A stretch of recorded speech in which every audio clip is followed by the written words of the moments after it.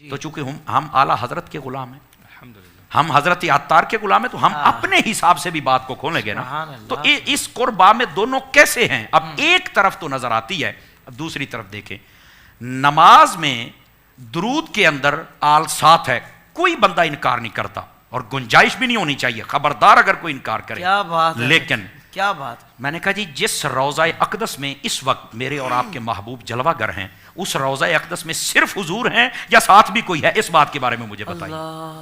کہا اس میں تو حضرت ابو بکر بھی ہیں اور حضرت عمر بھی ہیں۔ تو میں نے کہا بتاؤ اصحاب ساتھ ہیں کہ نہیں ہیں؟ یہاں بھی قربا آ گیا حضرت، قربا بھی تو آ ہائے گیا۔ ہائے قربا، دیکھو قربا کا اظہار کیسے ہو رہا ہے، نماز میں بھی قربا اہل اور روضہ پاک میں بھی قربا، ادھر اہل بیت قربا ادھر صحابہ قربا، پتہ چلا قربا میں دونوں ہیں۔ یہی تو میں بات کہہ رہا ہوں، سمجھ آ رہی؟ جن کو خاص کیا اس لیے کہ خاص ان کے خلاف کوئی بات نہ کرے ورنہ برباد ہو جائے گا، اور